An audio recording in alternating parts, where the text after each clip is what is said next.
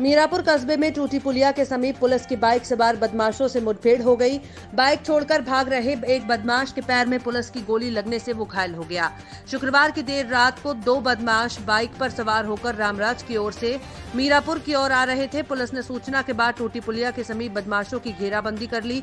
Police ने bike आती देख बाइक रोकने का इशारा किया तो पीछे बैठे बदमाश ने पुलिस पर फायर कर दिया और बाइक को रजवाहा पटरी की ओर लेकर भागने लगे। पुलिस को पीछा करते देख बदमाश बाइक से उतरकर जंगल में बाग के रास्ते भागने लगे। इस दौरान पुलिस ने फायरिंग की तो एक गोली एक बदमाश के पैर में जा लगी, जिससे वो जमीन पर गिर गया। पुलिस ने बदमाश को दबोच लिया और उसके कब्जे से एक पैशन बाइक, एक तमंचा और 2 जिंदा और 2 खोखा कारतूस बरामद किए। मुठभेड़ हुई, इसके बारे में थोड़ी जानकारी दें। मीरापुर पुलिस द्वारा जो है चेकिंग की जा रही थी, टूटी पुलिया पर चेकिंग की जा रही थी। रामराज की तरफ से 2 संदिग्ध व्यक्ति मोटरसाइकिल से आ रहे थे, उनको रुकने का इशारा किया गया, लेकिन वो पुलिस पर जान से मारने की नीयत से फायर कर लिया। जवाबी कार्रवाई एक पुलिस मुठभेड़ हुई, जिसमें एक बदमाश घायल हुआ। इन व्यक्तियों का आपराधिक इतिहास पता किया गया तो लंबा चौड़ा आपराधिक इतिहास है। ये मेनली जो है पशु तस्कर अपहरण के मुकदमे, और ये थाना गाजियाबाद में थाना लोनी बॉर्डर पड़ता है, वहाँ से ये वांछित चल रहा है। और इससे जो है एक पैशन मोटरसाइकिल, एक तमंचा 315 बोर और 2 जिंदा कारतूस, 2 खोखा कारतूस बरामद। फरार के बारे में कोई जानकारी सर? उसकी जानकारी की जा रही है, कॉम्बिंग लगातार जारी है। उसकी जानकारी। जो बदमाश घायल हुआ, उसको कोई इनाम सर? इनाम नहीं है उस पर। सर्व समाज सेवा संस्थान ने 2 गरीब लड़कियों की शादी सुल्तानपुर कोटा राजस्थान में कराई। 25 दिसंबर शुक्रवार को सरकार के नियमानुसार सोशल डिस्टेंसिंग को देखते हुए शादी का प्रोग्राम रखा गया। अध्यक्ष अकरम खान, कोषाध्यक्ष वाशिद कादरी की उपस्थिति में शादी कराई गई। दूल्हा दुल्हन को शादी में दिए जाने वाले सारे तोहफे भी दिए गए और आगे भी ऐसे ही प्रोग्राम कराए जाएंगे। और साथ ही वाशिद कादरी और नरगिस खान ने बताया कि शादी के अलावा भी और भी कई प्रोग्राम गरीबों के लिए हमारी संस्था कराती है। किसी को ब्लड का इंतजाम नहीं होता तो ब्लड का इंतजाम भी हमारी संस्था के द्वारा किया जाता है। पश्चिमी चंपारण के नरकटियागंज बुद्धि टी होटल में प्रत्येक वर्ष की भांति इस वर्ष भी कोरोना काल को देखते हुए कार्यकारिणी सदस्यों के द्वारा दीप प्रज्वलित कर महाराजा अहिबरन जयंती समारोह का आयोजन किया गया। साथ ही साथ कार्यकारिणी सदस्यों के द्वारा गरीब निसहाय व्यक्तियों के बीच कंबल का वितरण किया गया, जो कि सराहनीय पहल है। 59,000 शिक्षक भर्ती में त्रुटि सुधार शांति धरना 7 तारीख से लगातार अनवरत धरना शिक्षा निदेशालय में चल रहा है। धरने को 18वां दिन था। सभी स्टूडेंट सरकार द्वारा 67,867 की चयन सूची में है। सबसे काउंसलिंग करा ली गई है। शिक्षा भर्ती में आवेदन करते समय त्रुटिवश पूर्णांक कम, प्राप्तांक ज्यादा भर गए, किसी का मेल फीमेल बदल गया। सरकार से ये मांग है कि मूल दस्तावेज से मिला करके अगर जितने भी बच्चे मेरिट में हैं तो उन्हें नियुक्ति दी जाए, वरना बाहर किया जाए। और यहाँ पे हमारे एक भाई और एक बहन बीमार पड़ गई, उन्हें दवाई भी दिलवाई। रैन बसेरा में रह रहे हैं हम लोग काफ़ी दिनों से, और ठंड में भी यहीं रह रहे हैं। आज अटल बिहारी वाजपेयी जी का जन्मदिन है। आज हम उनकी प्रेरणा स्रोत है कि उन्होंने सब अपने जीवन में काफ़ी संघर्ष किया। हम यहाँ संघर्ष कर रहे हैं 7 तारीख से लगातार, और तो उनकी प्रेरणा स्रोत हैं। तो उनके जन्मदिन को आज हम संघर्ष के रूप में मना रहे हैं। और मेरा सरकार से ये निवेदन है कि जो हमारा मतलब त्रुटि बस जो पूर्णांक कम या प्राप्तांक ज़्यादा हुआ है, उसको त्रुटि मतलब शासनादेश लागू करे। और मतलब हमारे जो लगभग कितने स्टूडेंट्स यहाँ पर मौजूद थे? हम यहाँ पर कम से कम 130 स्टूडेंट हैं यहाँ पर। आज हमारा 19वां दिन है। 7 तारीख से लगातार हम धरना दे रहे हैं। तो अब रात कहाँ बिताते हैं ऐसी कड़कड़ाती ठंड में? रैन बसेरा में जगह नहीं मिलती है तो रोड पर सो लेते हैं। पूरे प्रदेश से यहाँ बच्चे आए हुए हैं। कहाँ से? लगभग पूरे प्रदेश से आए हुए हैं। मुजफ्फरनगर, बागपत, सीतापुर, इटावा, मैनपुरी, आगरा, मथुरा, फिरोजाबाद में सब जगह से बच्चे आए हुए हैं। और यहाँ से आए हुए हैं। तो आपकी कुल मिलाकर जो है आपकी मांग क्या है सरकार से? हमारी मांग ये है, जिस प्रकार 4 तारीख को सरकार ने संशोधन का मतलब एक जियो पारित किया था, उसमें मतलब प्राप्तांक कम और पूर्णांक ज़्यादा वालों को कंसिडर कर लिया, उनको वैध मान लिया। उसी प्रकार हमारा भी सरकार से निवेदन है कि अब जो जियो लागू करें तो हमारे मूल अभिलेख से अगर हम मेरिट में हैं तो हमारा चयन सुनिश्चित किया जाए। अगर मूल अभिलेख से अगर हम तुम्हारी मेरिट में नहीं आते तो हम बाहर कर दिया जाए। हमारा यही कहना है। आप कहाँ से भाई? सर मैं ये कासगंज से हूँ। मेरा नाम संदीप सिंह है। 69 शिक्षक भर्ती में सर मैं काउंसलिंग भी करा चुका हूँ। काउंसलिंग होने के बाद में सर हमें नियुक्ति पत्र नहीं दिया। हमारी कुछ आवेदन करते समय त्रुटि हुई थी। त्रुटि भी सर इनकी जो साइड होती है, सर्वर होते हैं, सर्वर चलते नहीं है। लास्ट के 3 डे तो चले ही नहीं थे और हमारा तभी फॉर्म डाला गया था। जितने भी साइबर कैफे वाले होते हैं उनकी वो जल्दी होती है, जल्दी में ये फॉर्म डालते हैं तो काफ़ी सारी गलती हो जाती है। ये सर जब फॉर्म डाला गया तो हमें ऐसा लग रहा था कि दूसरा जो फॉर्म डाला जाएगा उसमें संशोधन का मौका दिया, लेकिन शासन ने क्या किया कि वहीं से एक डाटा उठा के कॉपी पेस्ट करने में मौका नहीं दिया। फिर हम तभी से सरकार से गुहार लगा रहे हैं पिछले जून से, और सरकार के खिलाफ धरना भी दे रहे हैं, सब कुछ हो रहा है, लेकिन सरकार कभी नहीं सुन रही थी, ओनली आश्वासन देती थी और आश्वासन आज तक भी देती आ रही है, लेकिन कभी डेट ये नहीं मिली कि आपके मतलब आपका जियो जारी करके हम आपको भर्ती में शामिल करेंगे। हमारी काउंसलिंग पर आ दी गई, सब कुछ हमारे मूल अभिलेख भी काउंसलिंग के समय BSA ऑफिस में जमा है और 67,867 की चयनित लिस्ट में भी हैं हम, लेकिन हमारा नियुक्ति पत्र नहीं मिला है। तो क्या आपका पैसे का यहाँ पे बहुत ही आवाज़ है जी? आप लोग जो जैसे रैन बसेरे में बिताते हैं रात, तो आप डेली ऐसे करते हैं, खाते हैं, पीते हैं, आपको कोई सरकार की तरफ से या किसी की तरफ से कोई तरीके की सुविधा मिल रही है कि नहीं? सर मैं जब आया था, मैं अपना बता रहा हूँ, सभी स्टूडेंट के ये हुआ है कि मैं 1000 रुपये लेके आया था। तो एक दिन मैं रैन बसेरे में रुका, रैन बसेरे में रुकने के बाद मैं बाहर से खाना खाया, जैसा डेली रूटीन में चलता है उस टाइप से खाना खाया। सर धीरे धीरे हमारा डेली रूटीन ये हो गया कि हम एक टाइम खाना खा रखे ही गुजारा कर रहे हैं, और रैन बसेरे में जगह मिलती है तो रैन बसेरे में, नहीं तो किसी पेड़ की छाँव में, और जैसे जगह मिलती है वहाँ हमारा रुकने को मजबूर होते हैं। हमारे कई साथी ठंड की चपेट में आके बीमारी पड़ चुकी है। तो उसका क्या संज्ञान किसी को आपने बताया, या पुलिसकर्मी को या किसी को? सर पुलिसकर्मी आते हैं हमारे पास में, LI वाले भी हमारे पास में आते हैं, और सारे मीडिया बंधु भी हमारे पास में बहुत साथी आते हैं, पूछते हैं बात को। हम अपने भी बीच में जाके प्रत्यावेदन के रूप में, एप्लीकेशन में के रूप में जा के रखते हैं शिक्षा निदेशालय में। वो उनका केवल एक ही आश्वासन मिलता है। एक बार हम शिक्षा मंत्री साहब से भी मिले थे, उनका भी आश्वासन हमें मिला था कि आपको जल्दी से जल्दी भर्ती में शामिल किया जाएगा, लेकिन सर ये आश्वासन हमें पिछले 7 महीने से मिलते हुए आ रहे हैं, लेकिन सर हमें ये पता नहीं चलता कि आश्वासन ये कब कंप्लीट होगा। माननीय प्रधानमंत्री भारत सरकार नरेंद्र मोदी जी द्वारा देश के किसानों के खाते में प्रधानमंत्री किसान सम्मान निधि योजना के तहत दी जाने वाली सहायता राशि का हस्तांतरण किया। पश्चिम चंपारण जिले में भी कुल 2,80,959 किसानों के खाते में प्रधानमंत्री किसान सम्मान निधि का हस्तांतरण किया गया। इस कार्यक्रम का सीधा प्रसारण जिला स्तर और प्रखंड स्तर पर किया गया, जिसमें रामनगर प्रखंड में माननीय विधायिका भागीरथी देवी और जनप्रतिनिधिगण, संबंधित अधिकारीगण सहित कृषकगण उपस्थित रहे। जब हमारे सरकार मैंने इतना बढ़िया से मैंने सब योजना के लिए, पैसा के लिए, किसान के लिए, हर चीज़ के लिए नरेंद्र मोदी आगे है, तो हम लोग सुस्त रहबे करेंगे। संतुष्टि है, सबके संतुष्टि है कि हाँ नरेंद्र मोदी जी अपना से आगे भी बढ़ा रहे किसान के लिए कि किसान आप लोग अभी आगे बढ़िए और खर्चा कीजिए।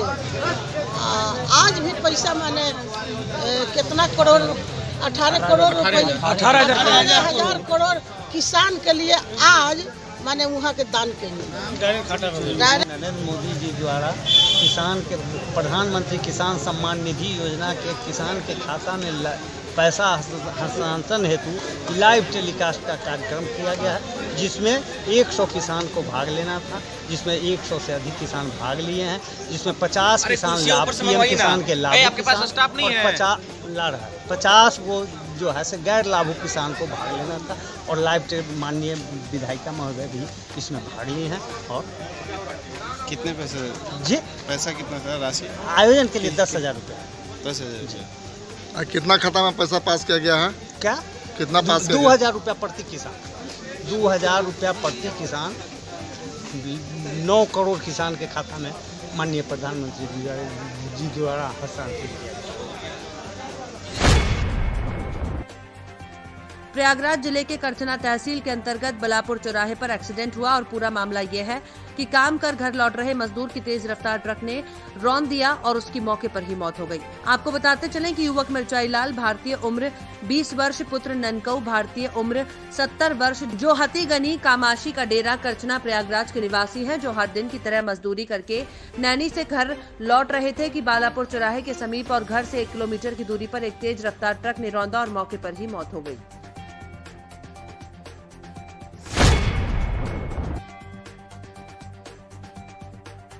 सपा राष्ट्रीय अध्यक्ष और पूर्व मुख्यमंत्री अखिलेश यादव के आह्वान पर घेरा डालो डेरा डालो में सपा नेताओं ने किसान चौपाल लगाकर केंद्र सरकार द्वारा 3 कानून के बारे में जानकारी दी। शुक्रवार को कस्बा रामराज के अमन बूटर के आवास पर सपा के राष्ट्रीय अध्यक्ष अखिलेश यादव के आह्वान पर चौपाल लगाकर किसानों को देश में 3 कानून बिल किसान विरोधी बताए। कार्यक्रम में पहुंचे खतौली के पूर्व प्रत्याशी चंदन चौहान ने किसानों से कहा कि भाजपा किसान विरोधी है, इस सरकार में किसानों के हितों में कोई कार्य नहीं कर रही है। 3 कानून आए हैं, ये किसान विरोधी हैं या पक्ष में है?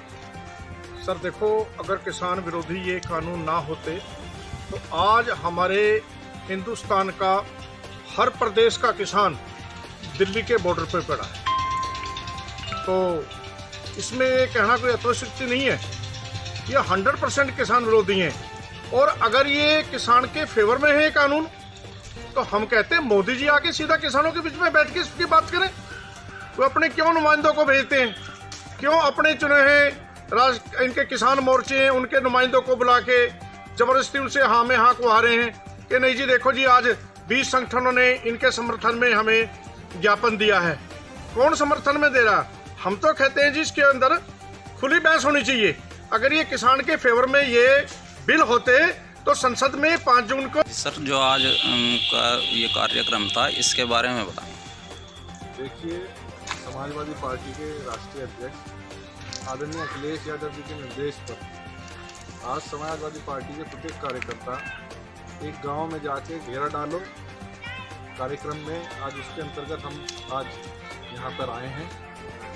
जो काले कृषि कानून सरकार द्वारा बनाए गए आप देख सकते हैं गांव-गांव में उसके प्रति जागरूकता पूर्ण रूप से फैल चुकी है। आज लाखों किसान अपने सरकार के आगे इस भारी ठंड में दिल्ली के अंदर चारों ओर से घेर के उसके आगे वहाँ पड़ा है और हर तरह की पीड़ा का सामना कर रहा है। केंद्र सरकार को अपना दरिया दिल दिखाते हुए उन किसानों से बात करनी चाहिए। और ये काले कानून जिसमें किसान और कुछ नहीं अपनी मेहनत से उगाई गई उपजाऊ फसल का वाजिब मूल्य तय हो जाए, MSP लागू हो जाए, उसके लिए सारा धरना है। तो केंद्र सरकार से हमारी मांग है, सब किसानों की मांग है कि वो अपने नागरिकों को, अपने देश के नागरिकों को समझे, उन्हें नक्सलवादी आतंकवादी बता के अपमानित ना करें और आके उनकी बात सुने और उन्हें विश्वास में लेके किसानों को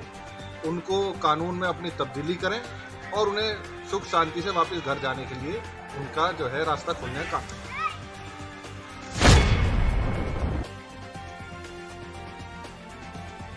जनपद कौशाम्बी में समाजवादी पार्टी द्वारा गांव-गांव चौपाल लगाकर लोगों को जागरूक करने का काम किया जा रहा है और साथ ही साथ रईस अहमद ने पार्टी की उपलब्धि के विषय में भी बताया। वर्तमान सरकार द्वारा किसानों पर लागू किए गए नए कानून के विषय में भी लोगों को बताया कि ये जो कानून है किसानों के हित में नहीं है। किसान की हालत बहुत बदतर है। किसानों का धरना प्रदर्शन लगातार चल रहा है पर सरकार को जूं तक नहीं रेंगी। इस सरकार का समाजवादी पार्टी पूरी तरह से विरोध करती है।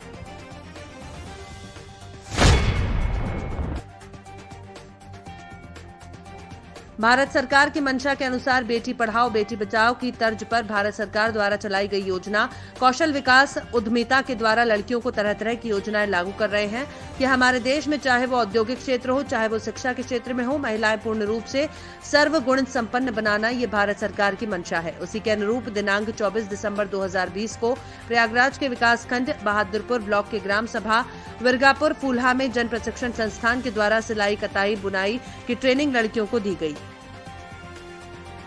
जन शिक्षण संस्थान कार्यक्रम आप लोग मैडम के, इसका क्या उद्देश्य है? मैं अपना परिचय से बता दूं आपको। मैं जन शिक्षण संस्थान 18/25 स्थानीय रोड जजेस कॉलोनी में हमारा कार्यालय है। मैं वहां पर प्रभारी निदेशक के रूप में कार्यरत हूँ। आज हमारे यहाँ ये 55 डेज का कार्यक्रम 1 अक्टूबर से चल रहा था। हमारे यहाँ की निदेशिका श्रीमती अजरा बानो है जो कार्यक्रम हमारा चला रही थी। आज उसी का मूल्यांकन करने के लिए मैं और हमारे सहायक कार्यक्रम अधिकारी धीर सिंह यहाँ उपस्थित हुए हैं, जिसके अंतर्गत हम लोगों ने यहाँ पर उन लोगों का जो रूडिमेंट्री के लोग थे, जो बच्चे कुछ लिख पढ़ लेते थे, जो निरक्षर हैं उनका तो हम लोग कोई भी वो पेपर नहीं लेते, लेकिन उन लोग का एग्ज़ाम ले करके और फिर उसके बाद उनका प्रैक्टिकल लिया। प्रैक्टिकल में सारे बच्चे बहुत अच्छा प्रैक्टिकल दिए हैं, बहुत अच्छा कढ़ाई करके दिया है हम लोगों को।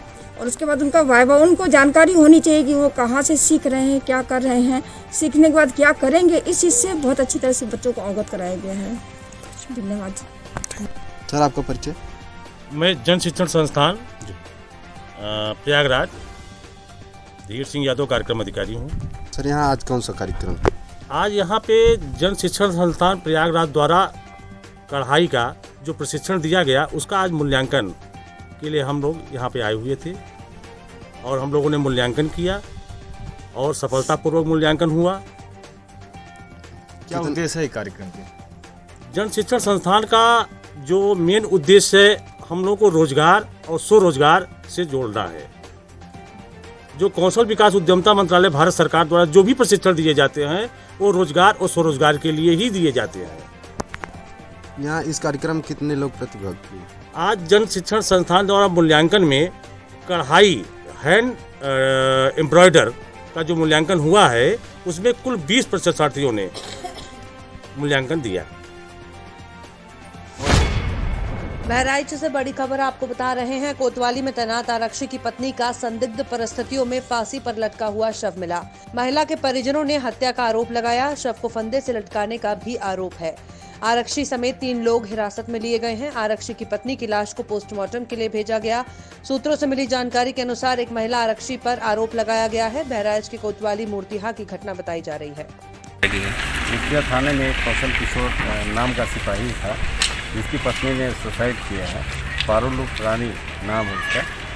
उसके मृतका के परिजनों का आरोप है कि उसकी हत्या करके शव लटका दिया गया है। उनकी तहरीर पर दहेज हत्या का मुकदमा दर्ज किया गया है और सिपाही को और उसके पत्नी उसके मदर को और फादर को, तीनों लोगों को हिरासत में ले लिया गया है। विवेचना जारी है। पोस्टमार्टम पश्चात कार्रवाई कराई जा रही है और जो भी साक्ष्य मिलेगा उसके आधार पर विवेचना का निस्तारण किया जाएगा। बताया जा रहा है कि इसमें एक महिला सिपाही का भी नाम सामने आ रहा है। हाँ, उन्होंने अपनी तहरीर में इस बात का समावेश किया है, लेकिन ये विवेचना का विषय है। भविष्य में जो भी तथ्य सामने आएंगे, अगर उसका भी कोई रोल होगा तो उसके खिलाफ भी कार्रवाई की जाएगी।